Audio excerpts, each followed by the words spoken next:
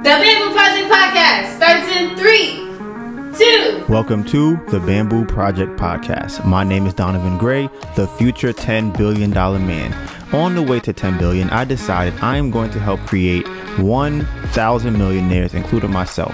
And not by being a guru or selling a course, but by doing the things I already love to do every day and documenting the journey to get there. I figure I'll make all the mistakes so you don't have to. My name is Donovan Gray, and this is how I will turn my life into a living. I like to start off by giving a shout out to all the people rocking with us and supporting the channel. We really appreciate you. We are currently streaming on all major streaming platforms such as Apple Podcasts, Spotify, Google Podcasts, Anchor. You name it, we on it. And if we not on it, we about to be on it. For everyone listening to this podcast and not watching it, you can find us on YouTube at The Bamboo Project. We have over 400 videos on our channel. Do you want to learn real estate? We got that. Do you want cooking tutorials inspired by Dr.Sebi? We got that.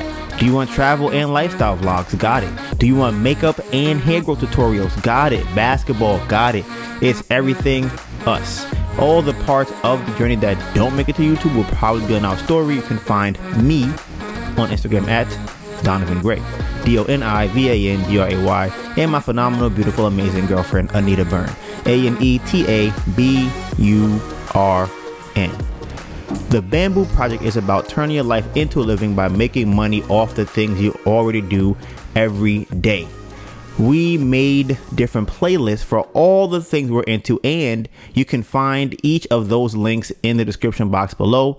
This may be your first time here, and if it is, welcome to the family. But for everyone else, this is chapter 3, page 119. Okay, this podcast has 4 different segments. We have the life update, episode playback, Donovan's questions, and the topic of the day. All video and audio timestamps will be in the description box below. Today's date is June 29th, Wednesday, June 29th, and it is 6:21 p.m. and it's 2022. Okay. All right. So now, before we get into this week, I feel like the last 2 weeks have definitely been a little bit more charged up than the regular. But I know how much y'all love screen time. Screen time check is when I look and find out how much time I spent on my phone the previous week. And the reason I do that for all the new folk here is because I know if I don't take advantage of my phone, then my phone is taking advantage of me. So last week I spent, let's see, drum roll, please. God damn, holy cow. Last week, I spent 11 hours and 1 minute on my phone. That's your average? For the week. You averaged 11 hours? Yeah. What was the most hours you spent in a day? Donovan, answer the question. Mind your business. It's none of your business. Nobody wants to know. Nobody wants to know. Nobody wants to know.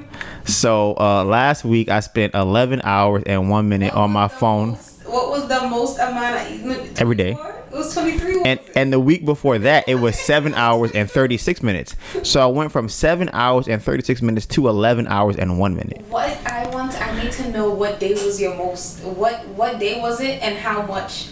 Okay, I'll tell you. It's a 45% increase from the week before. Okay, so my the highest usage day. You know, it's probably the day that you went to Philly. It was Saturday. Was that the day you went to Philly? I don't know. Was I in Philly on Saturday? Was he? Were you in Philly? I feel like we did. I feel like Saturday. Me and you went to Philly. I think me and you went to Philly. Monday. No, I went to Philly on Monday. You didn't go on Monday. Right. So I went on Saturday, and then I went on Monday. Okay. Yeah. No explanation. We don't know how that happened. And then on Friday, it was 13 hours and 49 minutes. You said what? How long was Saturday? 14 hours and 47 minutes. Funny enough, my most used app was YouTube. What you mean funny enough? That's normal. There's no Google Maps on here or Waze. Oh. Wow. And my second most used app was Instagram for 2 hours and 1 minute. I mean, I feel like YouTube is your default app. It is, but I'm saying that I don't even see Google Maps on here. which is kind of strange. I don't even see weight. That's interesting. Yeah, I don't know why. Maybe did I delete it? That's weird. I don't know why it's not on here. That's very weird. On Friday, it was YouTube for 4 hours and 34 minutes, and then Google Maps for 3.5 hours.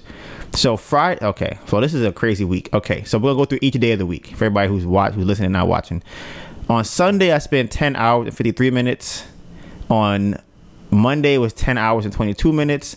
On Tuesday, it was 8 hours and 3 minutes. On Wednesday, it was 9 hours and 3 minutes. Then Thursday, it was 10 hours again. Then it was 14 hours on Friday, and then 15 hours on Saturday. Yeah, that's crazy. That's tough. The average amount of times I picked up my phone each day was 81 times, and my first used app after pickup was Instagram for 20 times. But yeah, to see what you're doing right now, I can't do that. You sitting all with leg all on top of your other leg. I can't. I tried it earlier. This shit does not work. Does not work. My turn? Yeah. So for me, my average for last week was 6 hours and 33 minutes. My most used app was TikTok for 11 hours and 32 minutes. Then Instagram for 9 hours and 53 minutes. And then Google Maps for 6 hours and 34 minutes. And I picked up my phone. It's funny, my pickups are always ridiculously high. On average, 153 times. That's crazy. I think I said like 110. 153 is every day. Yeah, my most pickups was Monday, 211 times. My total amount is 1,069. Bruh, that's crazy. But I think I put my phone down more, and therefore I pick it up more. I guess. That's the logic I'm sticking with. Let me see. Now this is crazy. But I mean, I think I'm gonna kind of, I don't know if I'll explain it, but I spent 77 hours on my phone last week. I think I'll get into it, and I guess what came from me spending that much time on my phone, because I'm not surprised that it's that high, honestly. Like I'm actually like, okay, I can see that. All right, so I said earlier, this is a very like a charged up week. It's very, they're not charged in a good way, charged in a bad way. So first, what I'm gonna start off with is we're starting off with the house update. All right, we're at the finish line, and boy, do I have a lot of stuff to tell you about this house. Like, you would think that with the last coming days and weeks that it would kind of be like less about the house. No. It's more. It's more about the house. The first thing I want to bring up in regards to the house is this, right?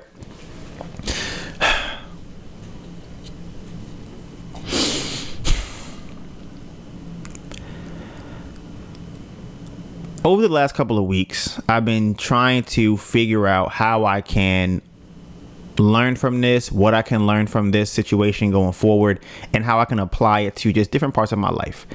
And one of the things Melissa and I have been talking about, honestly, probably over the last week, was how did I end up working with this contractor? What things transpired that led me to choose him as a contractor, right? And one of those things for me is a perceived lack of time, right? So the decisions I made are with the perception of a lack of time, and whether it's true or not, that's how I perceive it, and that's why these decisions get made. So they're justifiable. I have reasons to justify them, but even with those justifications, there are still things that come up from that choice that could have been avoided.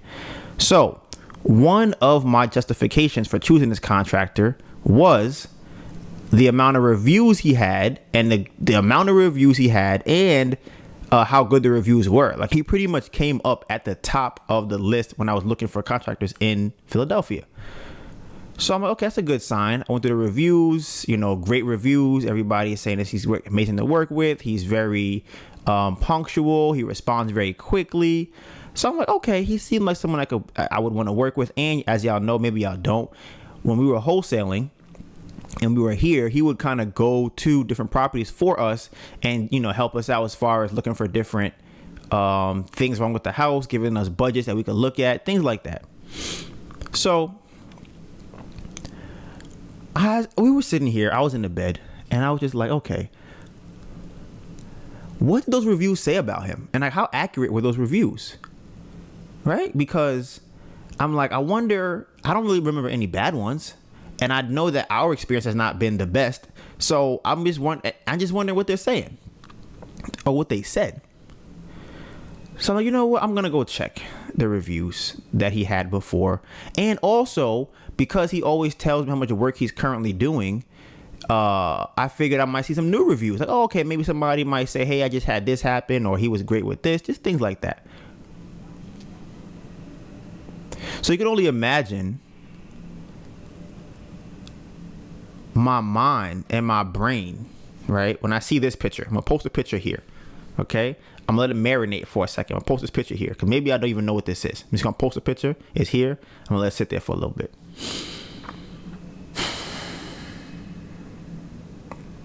Okay.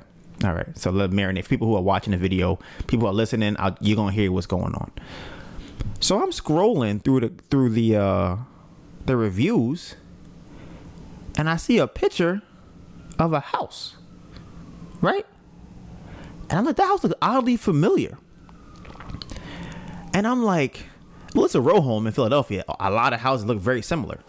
And I'm like, yeah, but this house looks really familiar. Like really, really similar to our house. So I'm looking real close and I'm like, okay, exposed brick. We have exposed brick. I'm like, drywall. I'm like, okay. And then I saw the stairs. And I'm like, well, we have floating stairs too. Now, funny enough, I actually didn't realize this until later. The floor of the house, which is probably the most identifiable thing of the house, that was not what I saw. I just saw the other honestly, I saw it. Yeah. That's the first thing I saw was the floor. That's the crazy part. Because when I saw it as an image. I didn't see it like, those are our floor. I just saw it like, I've seen this picture before. That's how I saw it. I'm like, this picture, I've seen this picture somewhere before. So I had to like go and say, why does it look familiar to me? Like, why is, because think about this, right? If you are going through you at your mom's house, or you somewhere that your house shouldn't be at, and you see a picture of it, you're like, is that our house? Right? So my brain is like, is that our? I'm like, nah. So now my eyes starting to clear up. I'm like, okay, the fog is starting to remove itself, and I'm like, okay, every little thing starting to come into vision, right? I'm like, them stairs, the wall, the exposed brick, the floor. I'm like, I think this is our house. What? I'm just thinking this, how funny it is that I didn't remember to tell anybody this. So Brittany, Ebony, everybody goes to the podcast. But Melissa, what happened? Bruh. This shit is so crazy, right? And here's what the people who are listening, y'all didn't even hear the crazy part, okay? Because it gets crazier in the fact that it's literally just our house on these comments. Because I'm thinking, it's possible that he put it there, for some reason. I don't know. That's possible. I don't know. I just know the house looks familiar. It happened to be our house. So now let me get to the part that's even crazier. So my good friend, very close friend. We're very, very close, okay? His name is Chris Reagan. Okay, obviously me and him and Melissa are in a throuple, and we have purchased this house together. You know why I say that? Because Chris Reagan has left a comment on top of a picture of our house that reads, "Are currently renovating our property in Brewery Town. We are so grateful to work with on our first time renovating our new home. The contractor is so professional, easy to work with, and provides great communication regarding our questions and ideas."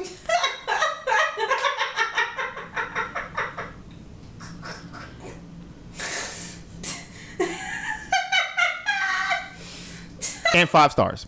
He gave him 5 stars. I don't think I read what he. I don't think I read the review. I don't think I read it because that's such great communication. This is wilder than I thought. I thought it was just a picture. I didn't know that. This man done wrote. This is a paragraph, by the way. This is not like a short review. This is a big ass review. And now, like I said, I'd have to go and check actually on Google. Oh, but I really only saw our house as a picture, maybe one other house, right? But everybody gave 5-star reviews. Now that's not super uncommon if it's like a smaller company, because say, hey, can you just give me a 5-star review? It's not that uncommon. Here's where I start now having a problem, okay? Because now to me, everything is a lie.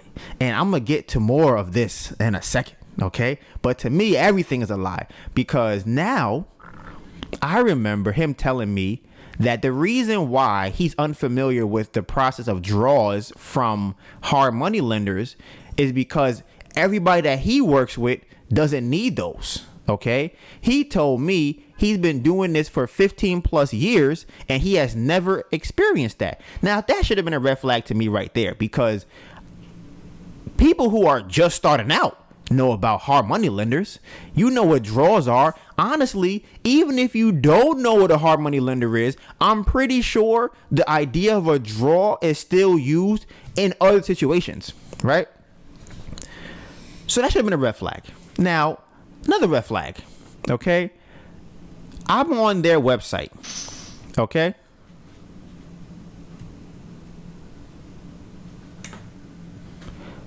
I'm on their website. Now, I have some experience with, let's say, web design or creating an app, or at least studying how those things work. Okay. So it's not like super experienced. I'm not even the intermediate. I'm still a novice, but I've seen different things. I've had to learn different things. One of the things that I know exist are the template mobile device web pages. Okay. They all look very similar. The design of them are very, very similar. So that was a red flag from before. And I see it now. I'm like, okay. On there is the WhatsApp phone number, right? Another red flag. But again, now, know what I know now, of course, when we just got into it, it's like, okay, we don't really know what to look at as weird because we don't really have much experience in it. Now, some people may always say you should have done more research. And this is my argument to that. You can research as much as you want to. You will never learn everything from reading, because if you tried to learn everything from reading, you would never start. So there are just certain things that we had to go, okay, we know how to get a good deal, how to find a good deal. We know kind of what to look for in a budget, things like that. Okay. He seemed as though he was a reputable contractor. Now, I'm going through the reviews. I'm looking at the pictures. And here was the thing for me that kind of really sold it, was that he was posting on his website and his Instagram about $1 million house that he was building from the ground up. Now, to me, I'm like, okay, that gives him some credibility and authority. Because that means that, okay, you are, if you can build a 5-story building from the ground up, then renovating a single family home shouldn't really be a problem. That's how I looked at it. Okay. So all of these things come into place around the same time that we are going through what we went through over the last week and a half as far as the house is concerned.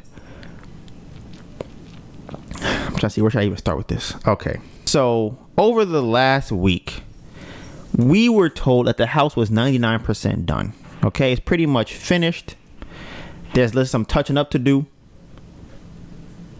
It should be done very, very quickly. As I'm thinking about this, the story is getting crazier and crazier the more I think about what I'm almost forgetting. Okay, boom. It just gets crazier. All right. So maybe a week and a half ago, right?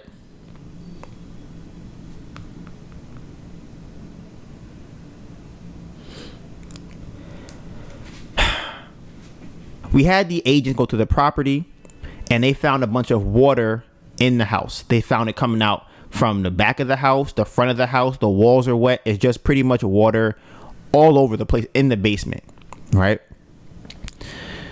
So she's like, hey, did you guys know there's water down here? I'm like, you kind of knew about it, but we didn't know it was that much. She goes up to the kitchen. There's water leaking from the faucet in the kitchen sink. So as y'all know, we have butcher block countertop.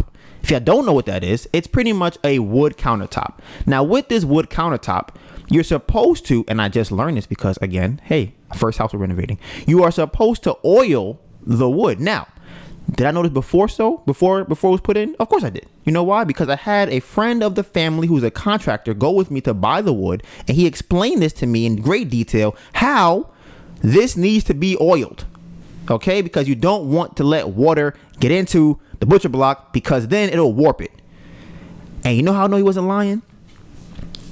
Because the plumber who installed the kitchen sink somehow has let the water run out of the kitchen sink faucet. So it's leaking all on top of the butcher block countertop behind the sink. So we had saw some pictures before. We were like, that's kind of strange. There's some water in that corner. We don't know how it got there. So the agent says, yeah, man, it's warping already. And I'm like, you know how it doesn't warp? If the oil is put on top of it. Do you know what they didn't do?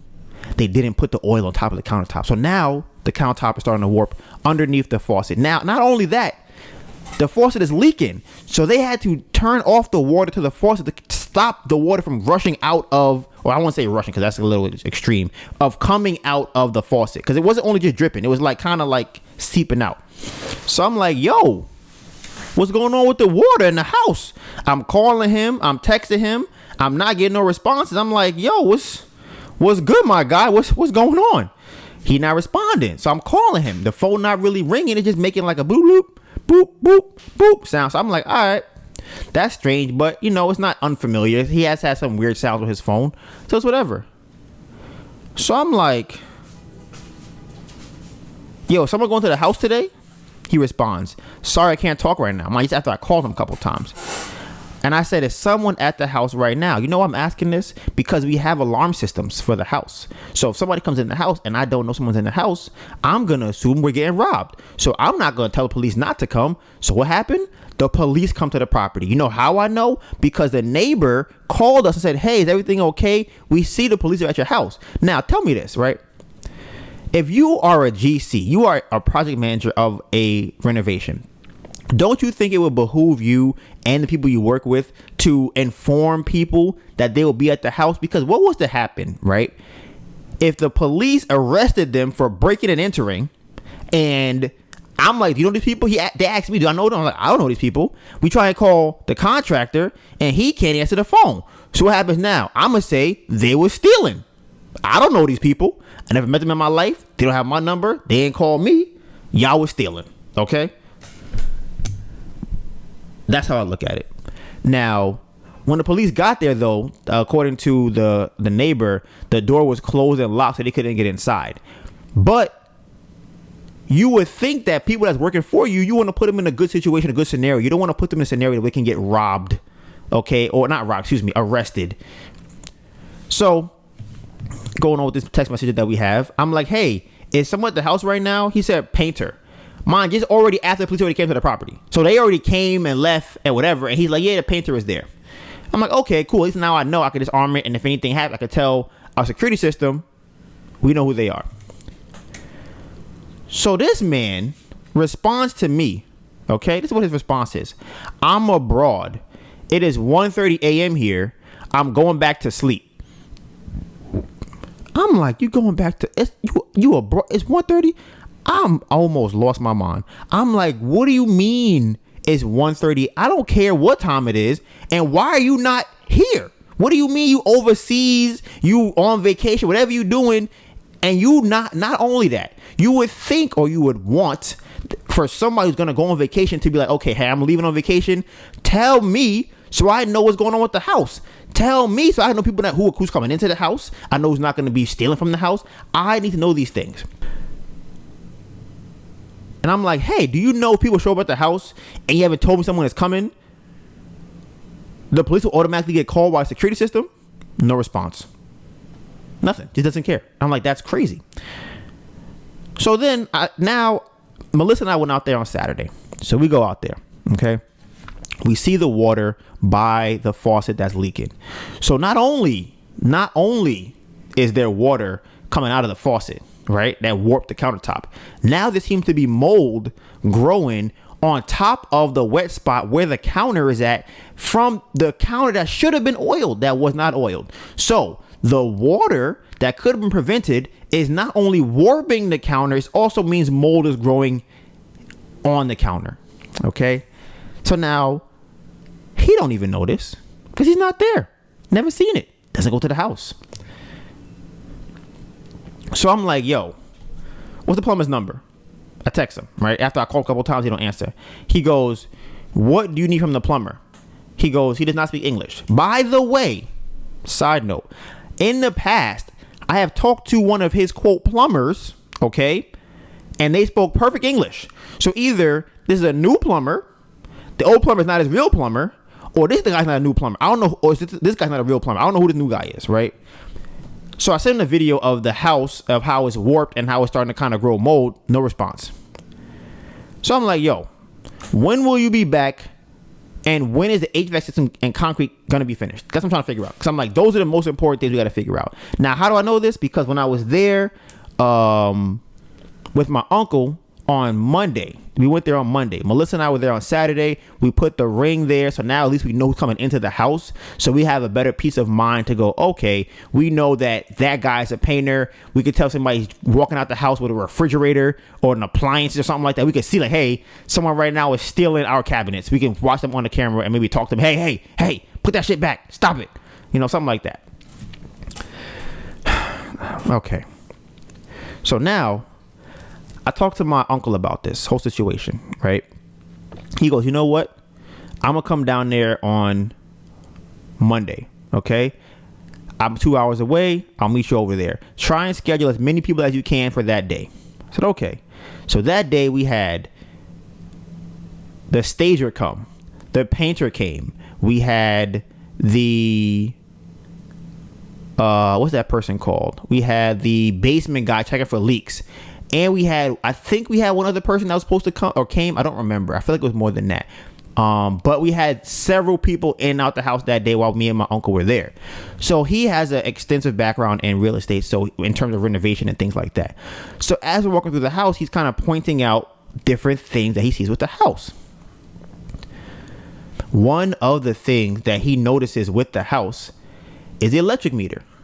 Now, someone who has never done this before, I would not notice this. Okay. He is telling me that there is no meter where the electric meter is supposed to be. But yet the house has full electricity. Upstairs, downstairs, basement, whole house. So he's like, yeah, someone is y'all are stealing electricity from somewhere. I don't know how y'all getting it, but y'all not getting it from this. I don't know what y'all did, but y'all not. It's illegal. Whatever y'all doing, these lights shouldn't be on. I'm like, damn, that's crazy. Like, yeah, there should be a meter here, and it's not. Meter box, no meter.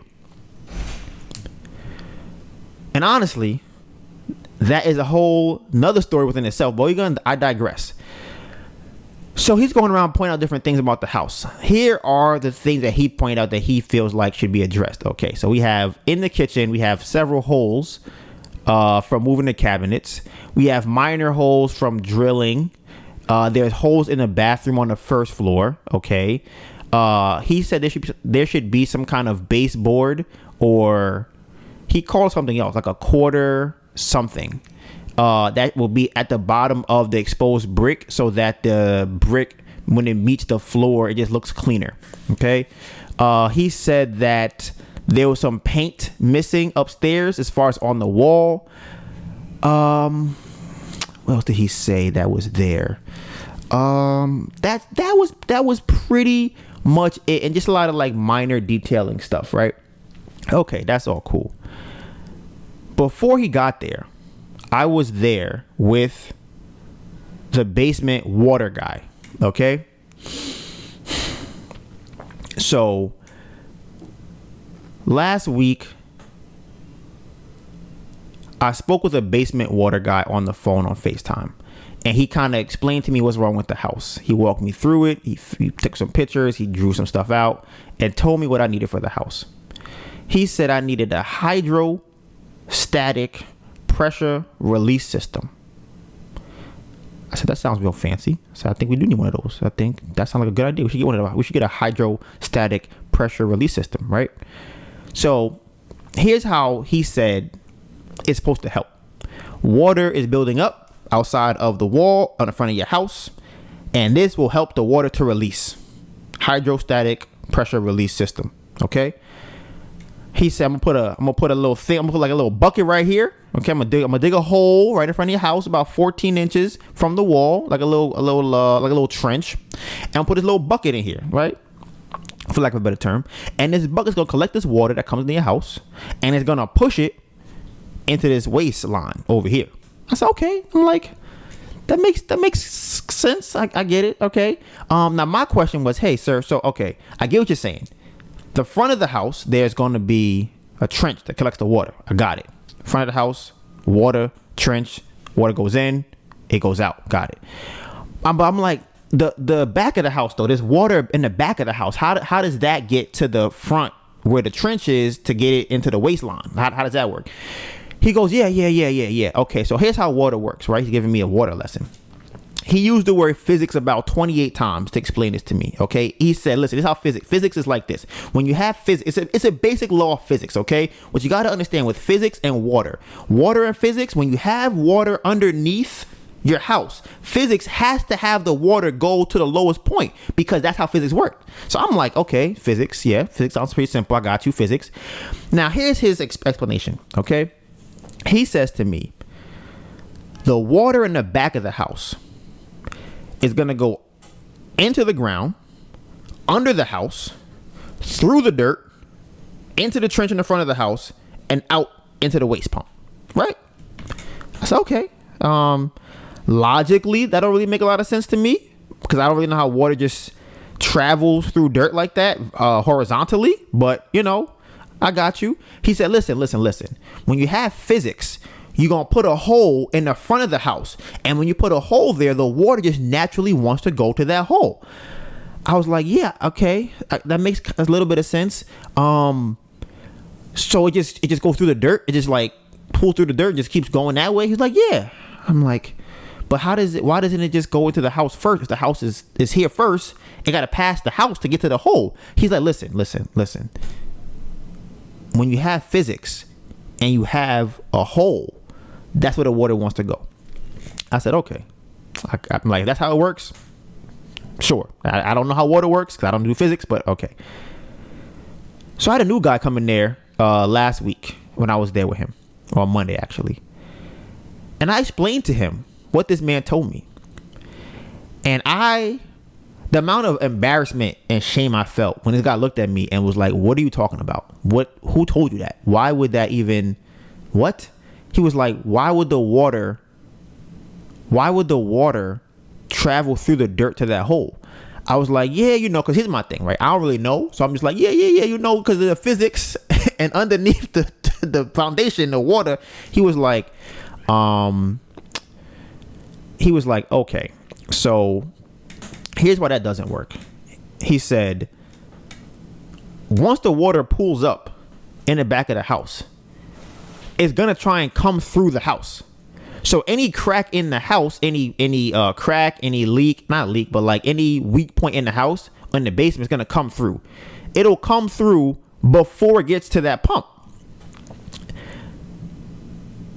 And I'm like, that makes a lot of sense. I was thinking the same thing. So I said to him, because, when I don't know something, but I have some information about it, I will use words so that the other person knows what I'm talking about and they can correct me on the thing.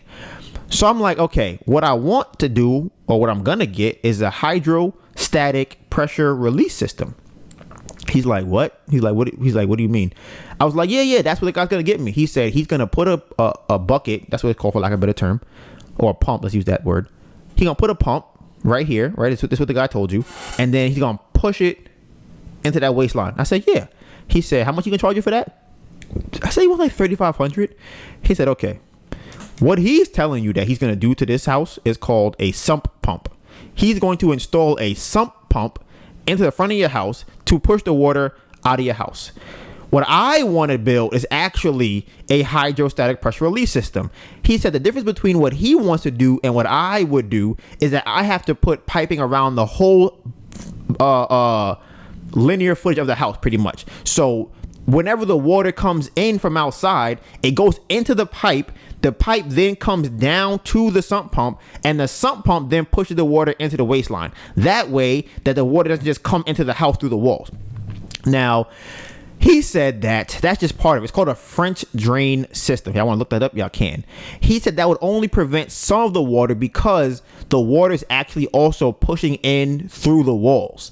Because he said he was pointing out different parts of it and saying, hey, look right here. It's like a lump in the wall. That means water trying to get through here. So if it can't get through here, it's going to go to the floor. And once it's piled up on the floor, it's going to come up and try to get back through this wall. I'm like, that makes logical sense to me. So for that, he wanted $10,000 just for the French drain part, not the actual water barrier. That was like another couple thousand. He was able to cut it down to 7 because he would do 3 walls instead of 4 because one wall is attached to another house. He felt like that would be more security from water. He said he only would do that because it would cost less for me because I told him my budget wouldn't allow $10,000. But he was very adamant to tell me, if you need something, this was better than having nothing. But it'd be better to have 4 walls with a pipe or with a pipe that lets the water out. Okay, boom. So we talk about that. So now we're trying to figure out what we're gonna do. So my uncle is at the house. He points out one other very important thing in the house. Okay, for people who don't build houses, y'all probably know what this is though. It's called a gutter. Okay, now. Most gutters people think about are on the top of a house. You kind of think of like, oh, the gutter on the top, you take the leaves out, things like that. Well, we have a gutter on the top of our house, right? What we don't have is a leader, okay? Leader. What a leader does is it leads the water into the area drain outside, and that then goes into the pump, or not the pump, into the drain that then goes into the waistline out of the house. So right now we don't have a leader. So I'll paint a picture for you what that looks like. Think about a gutter, right? And just the top part on the side of a house, you fill it with water. You pour the water in there, it runs off, okay? If nothing is there to direct that water, it's going to just fall on your house. That's what we have in our house right now. We have water coming off of our roof, just falling onto the concrete in the back of the house. It's not going nowhere. It's literally just going right onto the floor. My uncle also noticed that the corner of where this house is letting water into is directly next to the electric panel box. So he advised me that was probably very ridiculous that they would put an electric panel where the water is leaking into the house. So that is where we are at now with the house, okay? Last update as far as the house goes. I had to contact him to figure out what's going on, okay? So according to him, gutters and concrete scheduled for the weekend. That will fix the crack in the backyard where the area drain is at, where the water is getting into the basement. They will install the HVAC after the concrete is done. Then he said he'll be back on Saturday. The countertop too, an exposed brick will be finished too. Honestly, I don't see anything about a leader here. Oh, he said gutters and concrete. Okay, it's for this weekend. So I want to give my thoughts on this. I want to try to make this quick. Okay. One of the problems that I have, my personal issues, is being a bully. I never want to come off as a bully, right? And it's almost like a natural inclination to lean away from that. And what I mean by that is, if someone plays the victim with me, I usually just go, okay, whatever. I don't like, it's fine. I don't really care. Like, it's whatever, right? And that has been very commonplace with this contractor and other people too, which is kind of funny, but I digress. But because of that, I don't really want to put my foot down on his neck because I don't want him to buckle and start and break and then just have a meltdown. That's how I look at it. Because during our conversations, once I say something in a very regular tone, as in, why is this like that? Where I don't understand this. I need to blame somebody else. It's, oh my God, why didn't you do this? It's not me. I don't know what's going on. And it's kind of like, why are you getting so bent out of shape about this when I'm just having a regular conversation? I haven't even gotten to a point of really blacking. This is literally just me talking regular. So if me talking regular to you, you feel like you're being attacked. You feel like you want to become a victim. It makes me go, damn, am I being too aggressive right now? Maybe I should be less aggressive. Maybe how I'm coming off is not perceived. Maybe what I'm trying to give off is not what's being perceived. Right? However, the reason why that's bad is because there are certain emotionally manipulative people that will take advantage of that. So they know that if they decide to try and just buckle and become a victim, I'll be like, okay, it's fine. I don't worry about it. Right? Because for me, it's much easier for me to deal with someone that is matching, I guess, aggression or trying to be that. I can deal with that. I can rectify that. We can whatever. It's a lot harder for me to have that aggression with someone who is playing or pretending to be very small or being victimized. So Melissa and I have been talking about this over the last week or two, right? Trying to figure out how to handle him and how can I change this about myself so that going forward I know how to deal with people. So one thing I've tried to work on is my radar of people. And I think that I have a good radar of people. I think the problem is that, and this goes back to what I said earlier, when it comes down to a perceived lack of time, I will make decisions absent of my radar, and my radar becomes more skewed because I'm thinking, okay, well, we can go with this person right now because we have to get this done by X date. So even though I notice some red flags, do I really want to keep looking for somebody that has no red flags? So, and we're going to miss this perceived date that I have in my head? Or do I just go with this person and manage the red flags as we go along? So what I've been trying to work on is, or now we haven't really got to that point yet, but it's just seeing the things I know that I don't want to deal with in a person as far as working with them, and then being able to say, yeah, that's problematic. Like I should not get the business with you because of how you did A, B, and C. I usually try and give someone the benefit of the doubt. And like I said, that usually happens in situations where I feel like, okay, we got to get this closed. We got to get this done. We got to get this finished. Just hire. Let's hire. And here's the thing. In my head, I'm doing the due diligence. I'm looking for people who have experience. I'm looking for people who, may seem nice to work with, things like that. But they are the flags that I see. And I'm like, I guess he still is. He seems normal. He seems fine. The guy that gave me the French pump drain thing, the first guy, the hydrostatic pressure release system, that guy, the physics guy, he was selling me very hard. That was one thing that is a red flag to me. Number two, the way he was selling was, I'm not trying to sell you on this right now. You don't have to work with me. You could do whatever you want to do, but I do want to get your service. Okay. To me, that's a red flag because you are contradicting yourself in the same sentence, in the same breath. And that means that you probably have little integrity. Those type of things that I see, I'll just kind of go, and it's cheap. I'm like, we could afford it. Let's go with that. If I would let that guy come in the house and put a sump pump in for $3,500, it would have been a waste of money. Probably dealing with him would have been crazy. I don't know what his type of work is. In terms of how good he's at his job, because what if you put it in, it still doesn't work. And to him, he said, I guarantee this works for forever. So things like that are red flags to me. What do you mean forever? Like it's going to work forever? And then he didn't say to me, we have a contract that is a warranty on this if something were to happen. He said, I guarantee this forever will work. These are all red flags to me. But we didn't go with it. We didn't pick anybody, but I'm definitely not going with him. So that is where we are at with the house.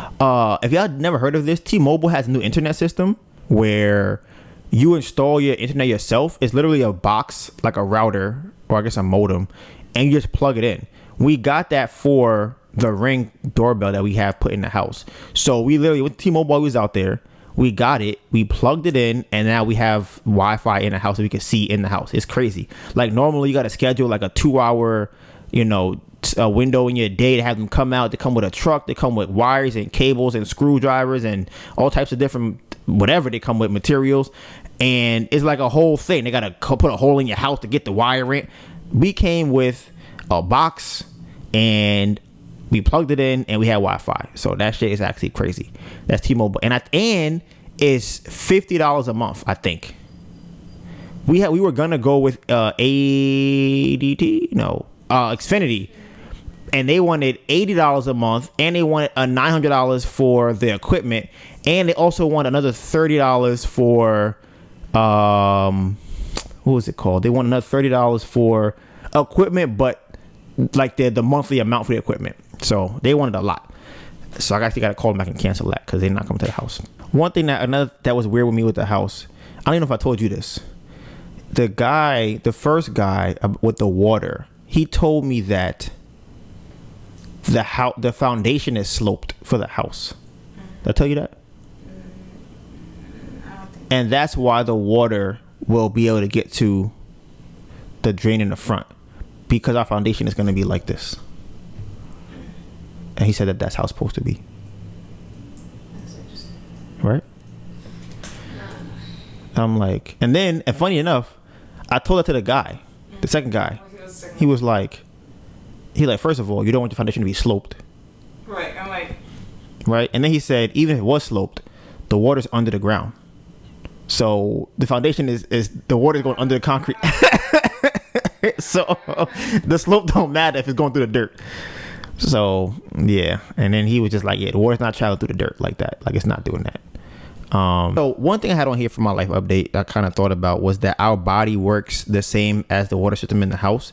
I've always had this theory that people, like everything we see around us that we've created more or less, it comes from how the body already operates. And I think that very similar to how like when people cry, I think that system is very similar to the drainage system in the house. Like once that water builds up inside of you, you have to have a way for it to get out. Funny enough, that's something else. But yeah, so it's just funny because I always compare like cameras to eyes. I compare the water system in the house to our water system in our body. Another one I always think about was like internet. I feel like internet is what people can already do but we don't have the ability to do it. We don't know how to do it. But being able to connect with people who are nowhere near us, you want to call it telepathically, or you want to call it whatever you want to call it, because right now internet travels through wires that we are really thin, we don't really see. But are there thinner wires that we use in terms of connecting emotionally with somebody else? Like think of this for example too. I've heard that twins can feel things from each other if they're not in the same room and not even in the same state. They can just feel things. How does that happen? How does that even happen? Right? But that's something else I just always think about.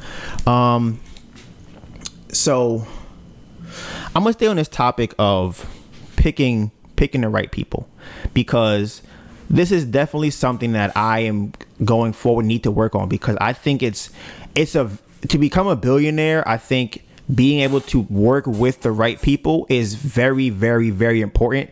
And being able to pick out the right people, I think is very important. So I think it's an amazing skill. So as y'all know, Melissa, my phenomenal, beautiful, amazing girlfriend, is an amazing singer as well, and she is dropping a song, EP this year. Right? You heard a snippet of it maybe 2 podcasts ago, maybe episode 117, I believe it was. Right? Now, I enjoyed the song very much. It was a great song. I liked the person that came on the song. They had a nice verse. I was like, oh, this is slap. Like I really fuck with this shit. Curious, would you want to put it on here, like the old version? The whole thing? Like not the new trash one, but like the one from before.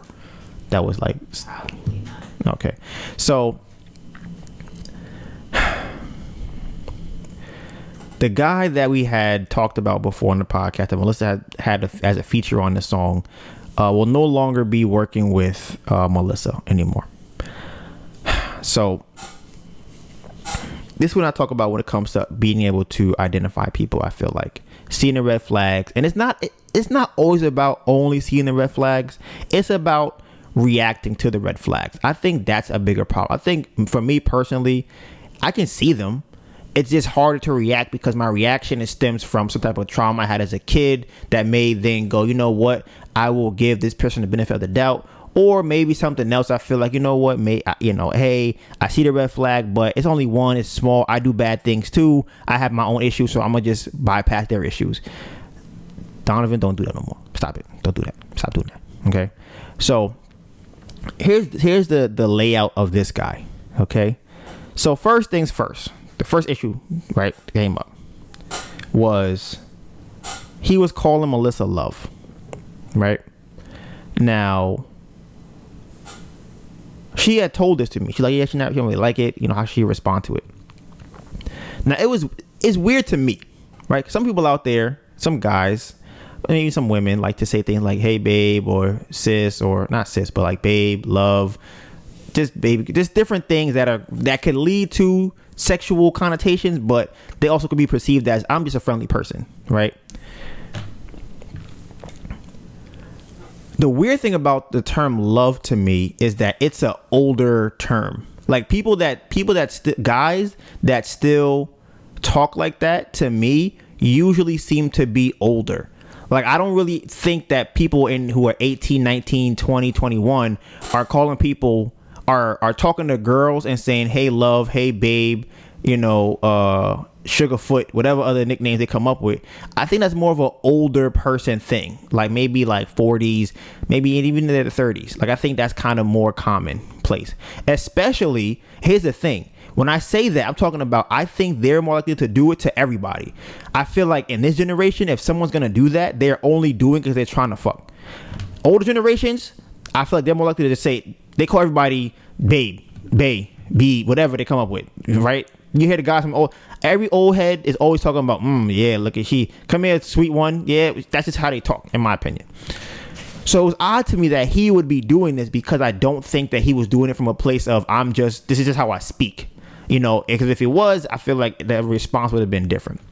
So I'll say, hey, I think you'd be just straightforward and direct, say, hey, I don't like you calling me that. So she told him that, and he said, okay, I won't call you that anymore. So that was cool.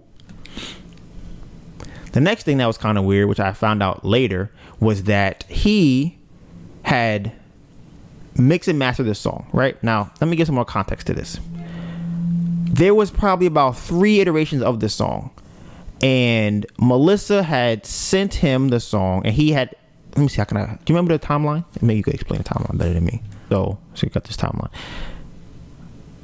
He heard you do something, then he said, okay, I want to do a song with you. Then you sent him the freestyle, and then he sent you his verse, and then you sent him your verse, the first verse with bars added to it, and he heard that and said, okay, send me just the vocals because I want to mix and master it. Okay, so that's when he made this thing from we just heard. Okay, so then he made this thing of music, whatever you want to call it. I don't even know what it is. He made a bunch of sounds together, and all right, so here's, like I said, where things started to get kind of funny. When he had mixed and mastered the song, right? Melissa and him at this point have been contacting back and forth through Instagram. So now he's like, hey, what's your phone number? I want to send you this song that I mixed and mastered. So she gave him her number. He sent the song. She didn't respond to it. So he decided that he was going to post the song that Melissa, it's on her EP. It's going to be on her EP. He wants to post his verse on his Instagram. So Melissa responds to it. Right now, before this, I actually left out one thing. When did he want to work out together? Or when did he want to make a song together? When was that? What do you mean? He said he wanted to get in the studio with you. When was that? Or bring his equipment or something. When did he say that? It was after he posted. Oh, okay. Okay. So after he posted it, right? Because Melissa didn't really like it at first. Well, she didn't really like it. Still doesn't like it. And he was annoyed that he would post her song or his verse in her song without saying anything to her. She feels like it was in retaliation to her not responding to him. So Melissa says, she texts him back, says, hey, or she writes him on DM on Instagram and says, hey, when I get a chance, I'll respond back to you, whatever, right? So now he comes unsolicited and starts giving a bunch of critiques about the vocals in the song, right? Now, here's my problem with this. If he had these critiques about Melissa's vocals on the song, why would he post any part of the song on his page? Why would he not tell her, hey, I have a problem with the vocals and mixing and mastering it. Can you redo it? Can we try something else with it? He didn't do that. He didn't say anything about the vocals until afterwards, right? Now, these are the kind of red flags that I talk about as far as seeing things from different people, right? Because it seems as though he did do this out of retaliation for her not responding. There are multiple times throughout this interactions or multiple interactions between him and Melissa where it seemed to me that he was trying to get some pooms. Okay. First it was calling her love. Then it was asking for her number. Then it was, he also said that they could get in the studio together or he'd come over and they could do it. Do you have the specific text or the actual phrase that he used as far as the equipment? He said if I could re-record it, that would be better, or sometime before the EP drops, we can meet up and I'll use my equipment. Okay. So now here's the thing with me, right?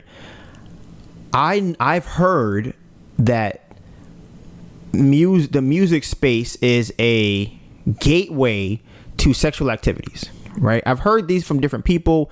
You get a guy in the studio with a girl, they smoking together, it's dark, there's nobody around, they vibing over the music. That's when things start to happen, right? So I've heard this before. However, I do know that a lot of these things are part of producing a song or making a song.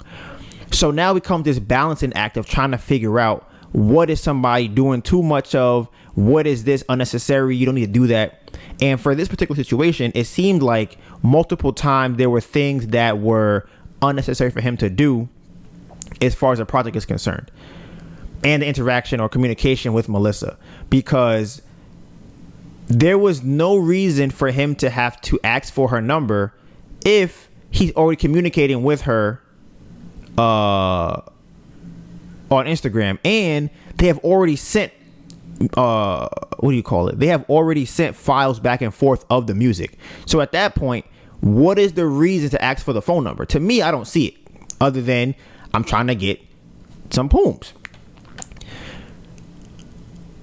So then the biggest issue in the whole situation is if you are going to retaliate to Melissa not responding to you by posting the song, to me that's like I don't know. I think taboo is too nice of a word. Like, it is the ultimate wrong thing to do in music. Like, could you imagine if Beyonce was doing a song with Long Beach Griffey? Okay, let's say Beyonce is doing a song with Long Beach Griffey. Long Beach Griffey says, hey, this is a good song. She don't respond. And then he goes, you know what? I'm going to put out my verse on this new Beyonce song. He would probably never work with any artist ever again. I know what it's called, like a line you don't cross when it comes to leaking music. You never leak music that's not yours. That's crazy. That's crazy to do. So that song will not be coming out with his verse on it. It'll be something else. The reason I advocate for them not working together is because if he's going to do this out of retaliation going forward, I don't know, the kind of character that he has is being shown right now. And in the past, I don't think with this example specifically, but I think if it was me in a similar situation, I need the song to come out tomorrow, I'd be like, all right, cool, just leave him on the song. even though he did all this wild shit. So now you're going on tour, you're doing interviews, whatever the case might be with this person, and they weird as hell, doing weird shit the whole time, and they have to deal with them this whole entire time. It's like that can be avoided just by saying, you know what, I'll just take that L and do something else. But what I said earlier for me is the perceived lack of time. Melissa has time to make a new song. In my head, situations like this, I'll perceive it like, oh, this has to be done right now. So just leave them on a song. I'll just deal with whatever they come with. And now you end up with a house that's getting renovated a year and a half later.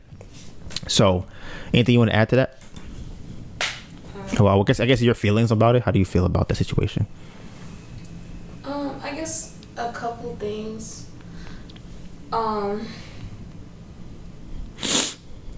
For me personally, I don't think him asking for my number is like a red flag, because I can understand if somebody wants to get on the phone or want to have a conversation. That's just... Instagram got phone calls. Huh? Instagram got Instagram phones. Sure. I mean, listen, I don't answer my phone anyway, so it's like whatever. But what I'm saying is that I don't have an issue with someone asking me for my phone number. My issue is the fact that he put it under the pretense of something else to ask me for it. Mm-hmm. Like, if you could have asked me, you didn't have to be like, oh yeah, so I could send you the music, because like you said, we already sent music through email. You don't need my phone number to do that. Mm-hmm. So that's what I don't like, because that's like disingenuous. It's like now you're lying to me. Mm-hmm. So let me ask you this: under what pretense would he need your number? Would he need my number? He doesn't. Well, under what pretense would it be acceptable for him to ask for your number? The fact that we're working on a show, like I don't, because it's like you said, he could contact me through Instagram. I personally don't have an issue with him having my number, or like with giving my number out. Does that make sense? But that's what I asked. What are you asking? Okay, so you said it was weird that he did that in the fashion that he did it in. Right. What would be a not weird fashion? To just ask for it. To just be like, hey, what's your number? Okay, so this is what I'm saying pretty much is because of how you guys were communicating originally, there is no actual reason to ask for your number.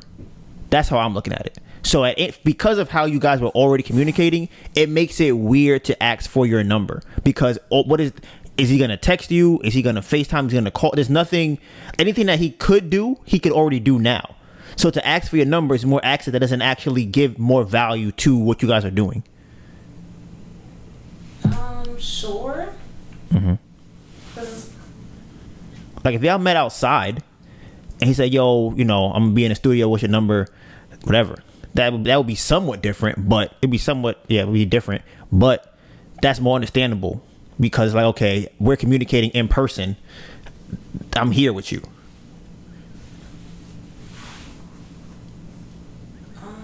Cause I think about the same thing with Tinder. Somebody's on Tinder and they're like, hey, let me get your numbers. It's like, for what? When I was on Tinder, I would get people's number immediately all the time. Like, well, you would get their numbers. You give your number to them? Yeah, sure. Either way. Oh well. I don't care. Like it's. I know you don't care, but this is the reason why it's problematic. Why? What's problematic? The asking for the number and that pretense. This is my opinion, by the way, for everybody listening. It's an issue because the only reason to ask for your phone number in that scenario is to talk to you sexually.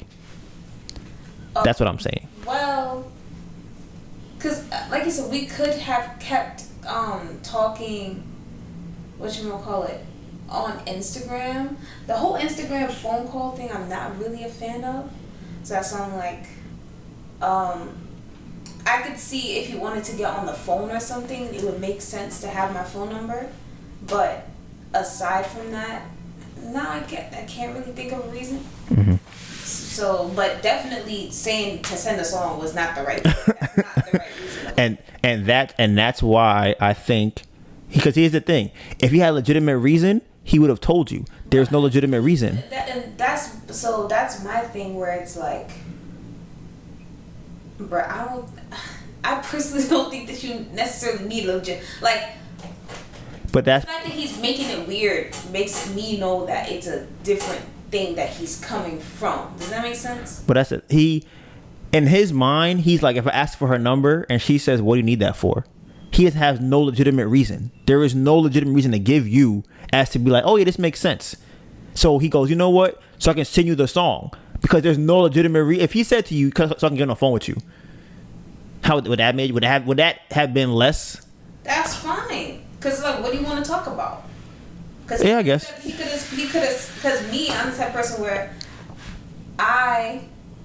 it was part of the reason why I didn't respond back to him, is because I didn't like the song and I didn't know how to express that. So me personally, I would probably feel better expressing that on the phone, like, so that way I can kind of gauge how a person feels with me saying it, and things don't get misconstrued through the text message. Because I feel like when it comes to criticizing other people's work, some people may take it personally or offensively. So I just kind of wanted to mitigate that, and was kind of trying to figure that out within myself. So I could see someone wanting to be on the phone for that purpose. Yeah, somewhat. Like I said, at first I was kind of like, yeah, I see it, but then, yeah, because it's like you said, it's weird because he made it weird. Right.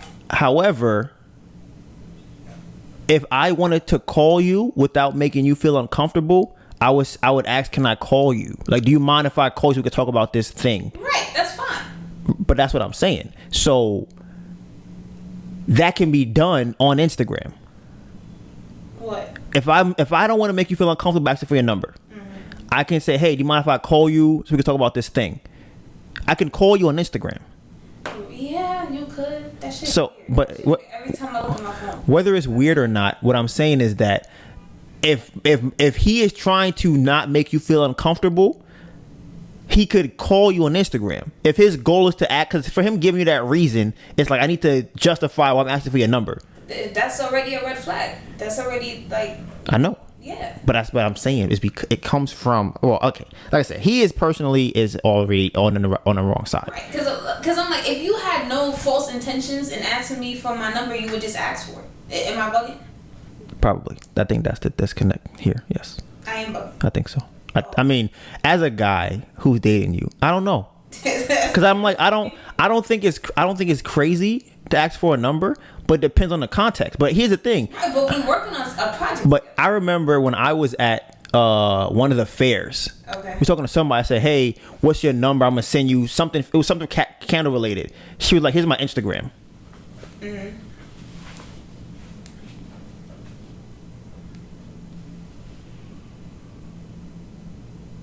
She's like, you don't need my number. You don't need my number for anything. Like, you literally need my number for absolutely nothing. Like, you do not need to have my number for any reason at all. Yeah. Yeah, I guess that's the age you're living in now. That's just not really how I operate. So it's kind of like, maybe I'm old now. I don't know. But in my head, it's not. In the space that we're in now, with technology and social media and everything, yes. But that's the other thing, too. If we're friends, sure. Like, if we're close, it's like, hey, I want to get on. I want to be able to text you because we're friends. Like, we're like, hey, we've been texting on Instagram. Yo, what's the number? I'm gonna text you because I don't be seeing my Instagram things. It'd be mad long. I'm closer to my DM. I'm closer to my messages as opposed to my Instagram. Okay, cool. If we don't have that kind of relationship, then for me to ask for your number, it's gonna be weird. Because I feel like there's always going to be a pretense behind it that is from a negative place. The other thing that I also thought about the situation that I didn't like is that with him posting it, that really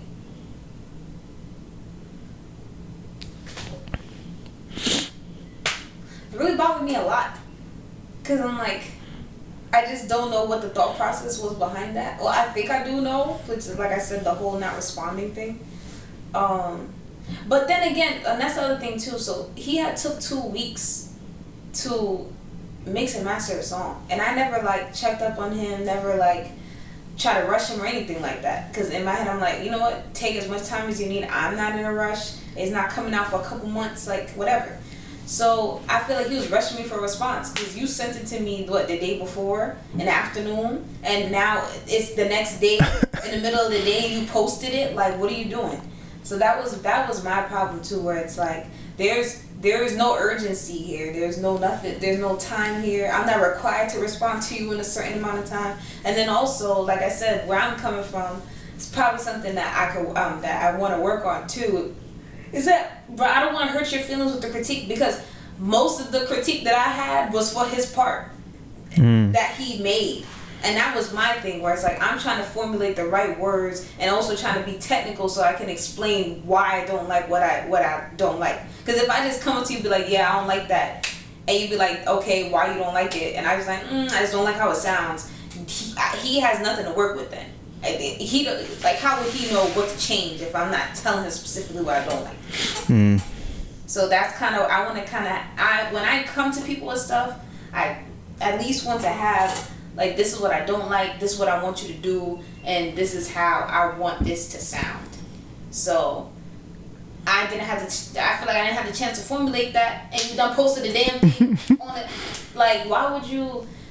Yeah. So, and then back to the point that you said, where it's like, if you would do that now at this level, if this song were to blow up, if this song were to blow up, how would that go in the future? Because then would you be like, oh, well, because I mixed, mastered it, and was also on it, this is more of my song than it is your song? Like, what comes from that later on? So that's another thing too, where it's like, this is probably best to just cut this here, and I will finish the song on my own. Yeah, and when it comes to business, because I love me some business, and actually I was talking to Tori about this. Shout out to my guy Tori, the GOAT. We've been watching some videos kind of from Alex Hormozy about risk, and one thing I talked about recently, I kind of watching the video recently, is like, it's hard to quantify the negative of a risk that was averted. So right now, you can quantify if this song does very well. It's easier for you, I believe, or it's easier to quantify, like, hey, this song does well. We could, do interviews. We could do tours. We could do another song. It's easy to come up with that stuff, right? I think it's harder to know what you are going to avoid by not doing a song with him. And I think that there's a lot of times, and this is what I'm talking about me specifically right now, is where cutting something off early may be the best thing to do, regardless of what the benefit may be of continuing the thing, because you don't know what the negative outcome could possibly be when there are red flags like that, is what I'm saying. Yeah. I think being very, like, self-aware, and then also having a boundary. Mm-hmm. So, like you said, either with that contractor or even with this situation with making the song, you could see all the red flags. Mm-hmm. I was like, okay, you calling me love, this is the phone number, now you say we can work on it in person, like, as an option, you just throw that in there, right? You posting the thing without my permission, you got the other one going abroad, not telling nobody, not responding. Things, right? So it's kind of like, it's like when you see these things. What? Epiphany? The boundary was posting it.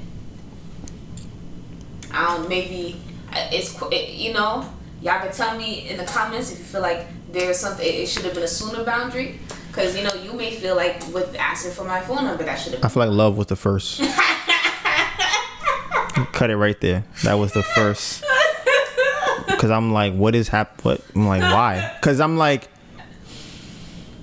why would I do that to somebody I'm working with?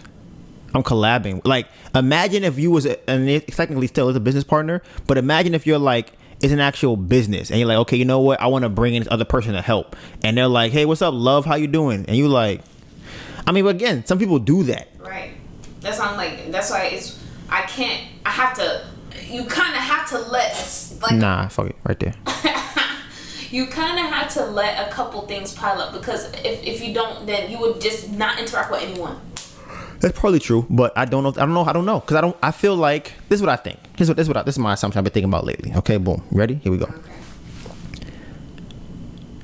The people that are doing the things you want them to do, who are falling in line with your boundaries, are probably going to either help you become very successful, or they are going to become very successful because they have character traits that would amplify someone who has boundaries, right? Somebody who does not know how to manage themselves within somebody else's boundaries probably is not a person that you want to work with. And there will probably be a lot more people who cannot manage themselves inside another boundary than people who can. So you want to be around the people, or me too, around the people who are working on themselves enough to go, I am not going to say things to you that may possibly cross your boundary. And if I do, I'll try and apologize for it because I wasn't trying to do that.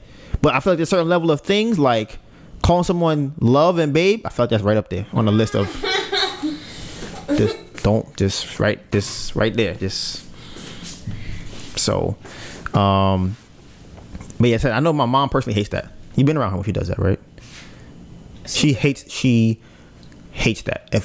Whether it's a woman or a guy, and even if it's a woman, she was like, don't call me that. Don't call me love. Don't call me babe. Don't call me babe. None of that. Sweet. Don't call me none of those nicknames. Don't do that. Like I said, let me ask you this. Okay, this is my way to look at this. Okay. I think, let me know. I want your opinion on this. I think anything that a guy does to you that you would not want me doing to somebody else is crossing the line.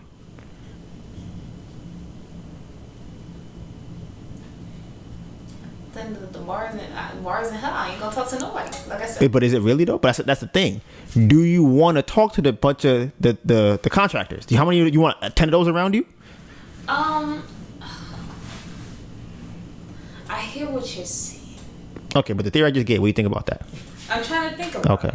Because anything that you wouldn't do.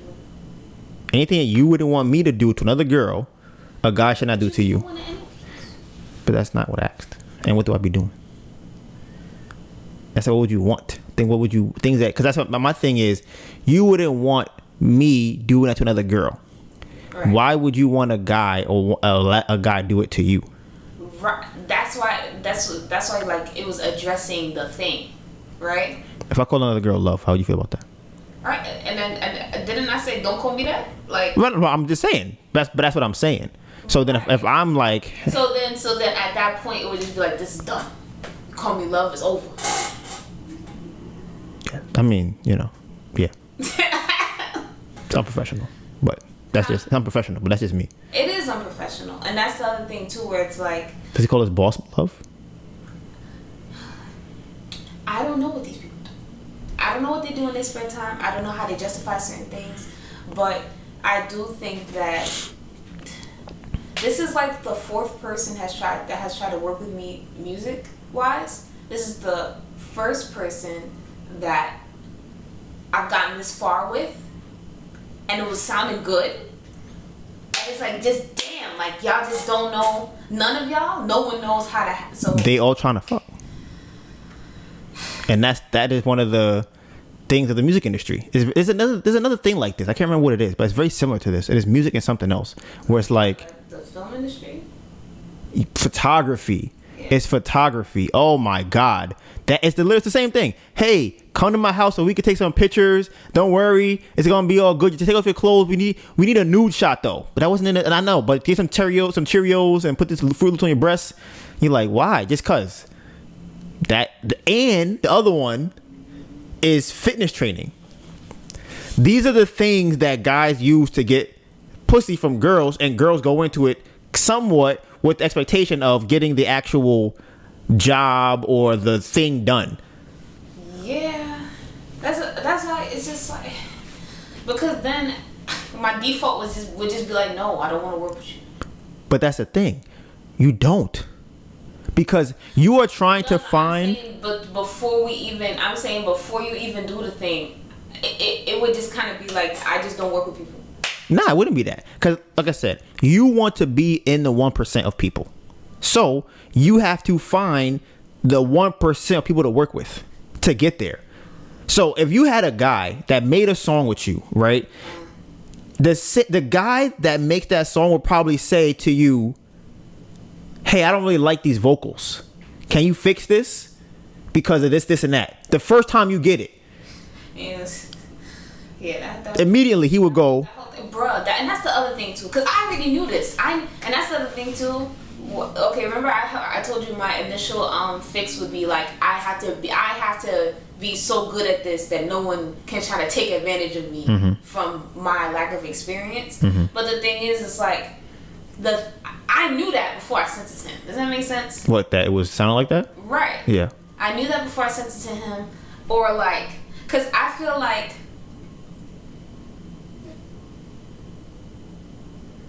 he told himself that I don't know what I'm doing.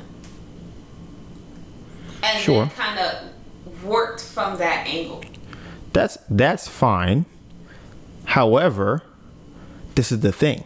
And this is where, for you specifically, you would have to work on this. I think you want to prove that you know stuff, even to your own detriment, right? I believe a person who actually is trying to help you would let you know up front that, hey, you're not that good at this thing, but let me tell you how to fix it or what to do better to do the thing correctly.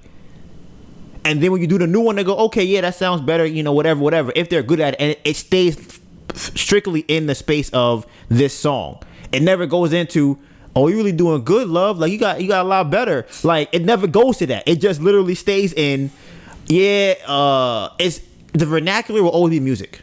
Whatever he says to you will be how, the thing is too high, you're in the bathroom, whatever. And then, like I said, at that point, he's more likely to say, again, the whole music thing at somebody's house, I'm not opposed to it, don't like it though. But it would be more understandable if he was like, hey, I sent it to you 4 or 5 times. It don't sound right. I have equipment at my house. Do you want to use it at my house? Do you want me to come to your house to do it? Do you want to go to a studio? That's what somebody who does this will probably do. Because they probably experience other girls who are or other people who may feel uncomfortable with certain things. And they go, how can I make the person feel comfortable with whatever they're trying to do? Because for me personally, this is a me thing. I never want to work with somebody where they think I'm trying to fuck them. So I do everything in my power to be like, I don't want you to think that I'm trying to fuck you in this photo shoot, in this bike. Don't think I'm trying to fuck. I don't want you to think that. I don't want to give you no ideas that we trying to fuck right now. So if it's a professional thing, stay all the way across the room. Stay all the way over there. You see something? All right. Got it. I got it. Mm-hmm. Yeah, I got the song. I'm gonna put it over here. Just do it again. Do it again over there. That's my perception of people who are trying to actually do the job right. Yeah, I can see that.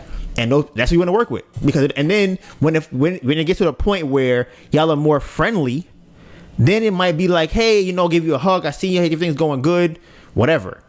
But if it's like, I don't know you, I'm grabbing your labia, it's like you're doing too much, bro. So, I agree. Bruh, there's a lot. It's gonna be a long podcast. I didn't want it to be this long. So we have a couple more things we want to do for the podcast before we wrap it up. Shout out to Brittany for sure. 100, 1,000, million, bajillion %.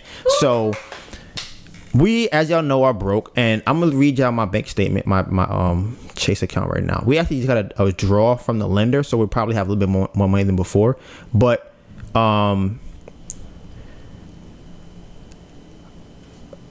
my Ambitions closing account is negative $1,389. The Bamboo Project LLC is negative $590. And honestly, up until we got that draw and paid from YouTube, I probably had, I had $300 in there. And that came from me transferring over my credit cards. And then I had negative $15 in my other bank account. I have $5, excuse me. But now we have $2,500 in one business account, and I have $400 in the other one.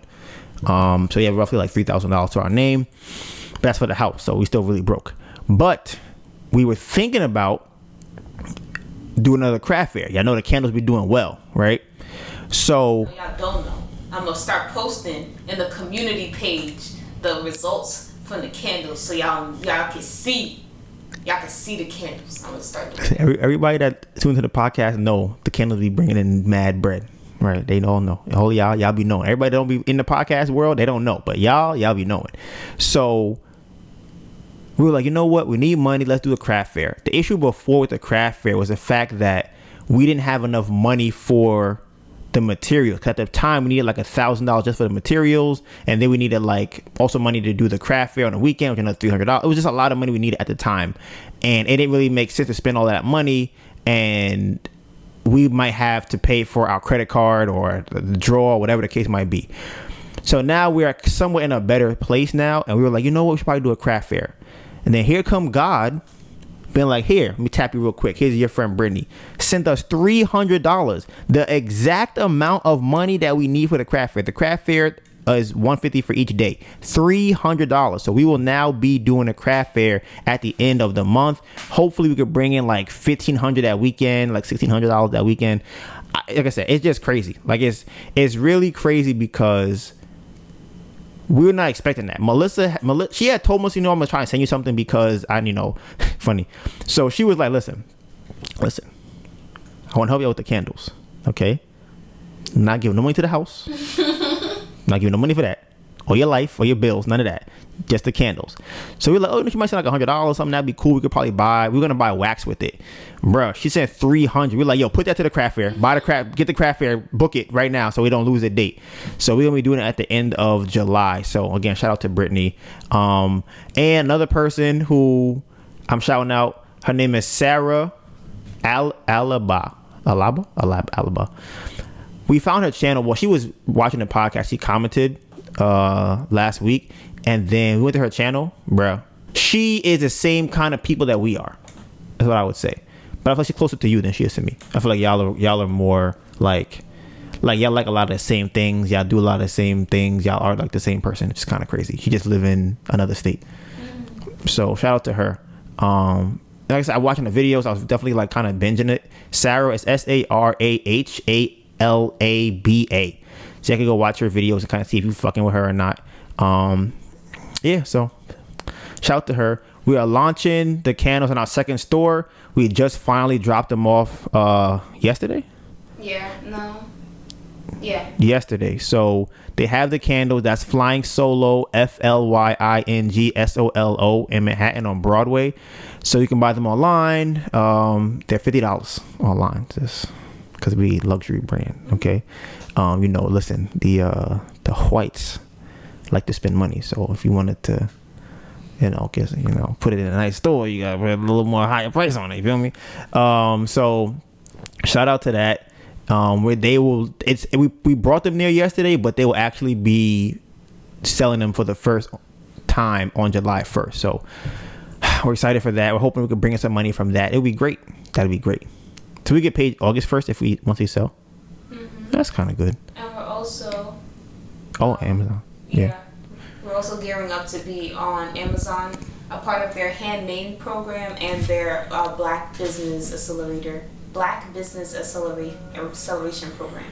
So we should be on Amazon very soon, like hopefully by the next podcast. I'm gonna start putting links. I'm gonna start putting all the links for all the stuff. Flying Solo, Ember Candle, Amazon website, everything. Okay. So I definitely think that as crazy as our life has been in the last couple of weeks, I do see a light somewhere. It's very, very, very tiny. Like it's super tiny, but I see it. And I just don't have the ability to just kind of quit. Oh, I really want to talk about that. It was too late now. But I just don't really have that ability, I feel like. And it's not on some like I'm super motivated to keep driving. It's just kind of like what else do I do? Like what I just decided, like, you know what, fuck it, I'm gonna go work at Burger King now. Like I could never do that. And like even getting a regular job, like it's very hard for me to just go, okay, you know what, fuck everything, the Bamboo Project, the music, the candles, the YouTube channel, everything, just fuck everything. I'm going to get a job. Especially since we've made so much headway on pretty much all the things. And you make money. Right. Like. I can't. It just wouldn't make sense for me to be like, you know what? I can't see. If there's a sliver of light, and if there's not a sliver of light, I'm gonna make one. So it's not like I'm gonna find a way to keep going forward. So that's kind of how I look at it. So yeah, I'm gonna wrap the podcast up here. There's a couple things I want to talk about that I didn't get to talk about. One of the things that's really important to me right now that I've been working on is how to become more consistent. And I actually have a lot of thoughts about that I kind of want to get into today, but I didn't.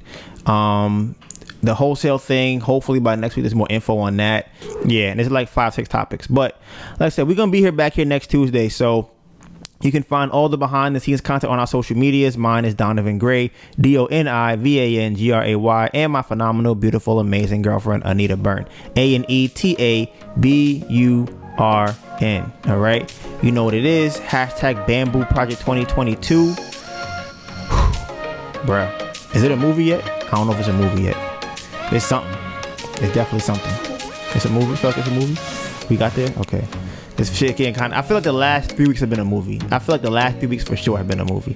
You know what's crazy? Y'all know how you have like YouTube rewinds? We probably gonna have one of those. We gonna have YouTube rewind for like all the crazy shit we've gone through. But I want to have like a super editor do it. Like a super duper documentary style editor. Okay? And with that being said, Bamboo Project out.